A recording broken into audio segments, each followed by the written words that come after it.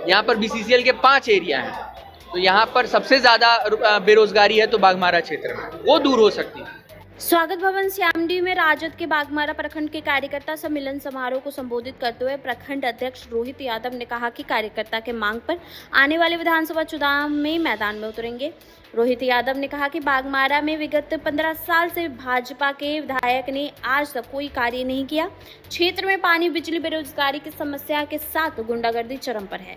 जब तक बाघमारा की जनता बदलाव नहीं करेगी तब तक विकास कैसे दिखेगा। बाघमारा में पार्टी की जीत दर्ज कराने के पर विचार विमर्श किया गया। उन्होंने कहा कि गठबंधन ने पार्टी को टिकट दिया तो ठीक, नहीं तो जनता व कार्यकर्ता के मांग पर निर्दलीय भी चुनाव लड़ने के लिए तैयार हैं। वर्तमान जनप्रतिनिधि के ऊपर कई मामले हैं, उसे पुलिस क्यों नहीं गिरफ्तार करती है। जनता मजदूर संघ के महामंत्री सर JBBCCI सदस्य सिद्धार्थ गौतम उर्फ मनीष सिंह ने कहा कि बाघमारा की जनता अपने आप को ठगा महसूस कर रही है।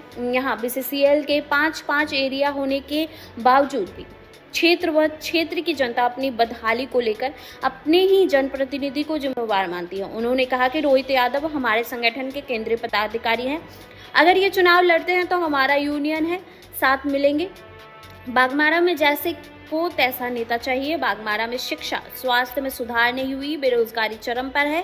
कार्यक्रम में राजद के प्रखंड अध्यक्ष रोहित यादव, JM संघ के महामंत्री सिद्धार्थ गौतम उर्फ मनीष सिंह, राजद के जिला के पदाधिकारी पूर्व अध्यक्ष मीनाक्षी रानी गुड़िया, पूर्व मुखिया पिंकी देवी सहित अन्य कार्यकर्ता मौजूद रहे। कि मैं तो यही कहूँगा कि आज श्री रोहित यादव जी का कार्यकर्ता सम्मेलन था और चूँकि हमारे संगठन के भी केंद्रीय पदाधिकारी हैं, तो उन्होंने मुझे यहाँ पर निमंत्रित किया था और उसी के तहत मैं आया था। तो मैं इनकी जो बात मैंने सुनी, जो मैंने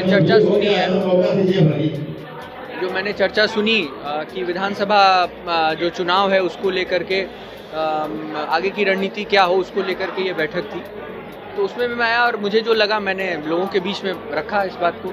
देखिए, इसमें तो बोलने की कोई बात ही नहीं है, हमारे संगठन के केंद्रीय पदाधिकारी हैं, तो इसमें तो बोलने की ही आवश्यकता नहीं है। पूरा जनता मजदूर संघ का पूरे बाघमारा क्षेत्र में जो भी प्रभाव है कि आम जनता इनको ज़रूर चुनेगी, क्योंकि जो मैंने इनके बारे में सुना है कि ये हमेशा समाज सेवा, जन सेवा में लगे रहते हैं और लोगों की जो भी समस्याएं होती हैं वो ये भरसक प्रयास करते हैं उसका निराकरण करने का। तो मैं समझता हूँ कि एक जनप्रतिनिधि से जनता जो है वो यही उम्मीद करती है। तो आप ही ने कह दी कि अराजकता का माहौल है, तो हम लोगों का एक प्रयास है कि इस अराजकता के माहौल को दूर किया जाए और श्री रोहित यादव जी के रूप में हम लोगों ने एक प्रयास सामने रखा है। अब देखते हैं और बाघमारा की जनता से मेरा आग्रह भी होगा कि जो यहाँ पर इस विधानसभा में जो फैली हुई कुरीतियाँ हैं उनको रोकने के लिए हम लोग एक प्रयास कर रहे हैं और जनता से हम अपील करेंगे कि जनता इनका साथ दे। ज़्यादा अच्छे से मालूम होगा, पिछले 15 वर्षों से यदि कोई कहीं का जनप्रतिनिधि है तो आप एक कोई विकास का कार्य मुझे बाघमारा में बता दीजिए। एक कोई शिक्षा की बेहतर व्यवस्था, एक कोई स्वास्थ्य की बेहतर व्यवस्था।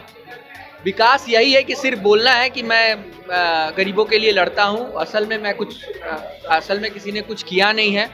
नहीं तो अगर बाघमारा में 15 वर्षों तक किसी को मौका मिलता तो यहाँ पर शिक्षा की व्यवस्था, स्वास्थ्य की व्यवस्था जो है वो और अच्छी और सुदृढ़ हो सकती है।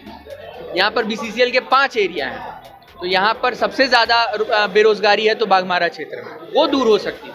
सर, कि आगामी विधानसभा चुनाव के संदर्भ में हम लोग एक बैठक रखे थे चुनाव पर चर्चा के लिए कि आने वाले विधानसभा चुनाव में, जैसा कि आप लोग जानते हैं कि बाघमारा में विगत 15 वर्षों से बीजेपी का विधायक कंटिन्यू जीत दर्ज कर रहे हैं, तो हम लोग इस सीट पर जीत कैसे दर्ज करें उसी संदर्भ में विचार विमर्श के लिए बैठे।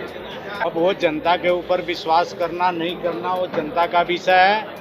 हम लोग कोशिश कर रहे हैं, कोशिश करेंगे कि जनता के बीच में जाएंगे, ये एक अवसर दीजिए। आखिर जब तक भरोसा नहीं करेंगे तब तक आप देखेंगे कैसे। किन मुद्दों को लेकर जनता के बीच यहाँ मुद्दा ही मुद्दा है, बेरोजगारी है, गुंडागर्दी है। सबसे बड़ी बात कहेंगे गठबंधन से टिकट लेने का, गठबंधन में हैं। अगर गठबंधन में किसी तरह अगर कोई दाव पेच होता है, हम लोग के साथ धोखा होता है, तो हम निर्दलीय, चूंकि कार्यकर्ता और जनता का विश्वास का अपमान हम नहीं कर सकते, हम चुनाव में जाएंगे। आपकी बात इसका जवाब आप पुलिस से पूछें। उसके लिए जो चुने हुए जनप्रतिनिधि हैं, जो कहते हैं रोड पर जाएंगे, उनके ऊपर भी तो FIR है। उनको क्यों नहीं पुलिस अरेस्ट कर रही है? अरेस्ट करके जेल भेजे, क्यों पुलिस चुप बैठी हुई है? आप उनसे इस विषय में जवाब मांगें कि भाई वो तो गिरफ्तार हो गए, आप कब गिरफ्तार होंगे? अगर अपराध बड़ी है परिवारों में, तो जिम्मेदार कौन? यहाँ का क्षेत्रीय जनप्रतिनिधि, विधायक हों, सांसद हों, और कौन जिम्मेवार है? देना चाहिए। अगर नहीं जनता जवाब देगी तो हम लोग जैसे कार्यकर्ता आने वाले समय में अपने को ठगा हुआ महसूस करेंगे। हम लोग खुद नहीं विश्वास करेंगे जनता पर। अगर हम लोग जैसे लोगों पर भरोसा लोग नहीं करेंगे तो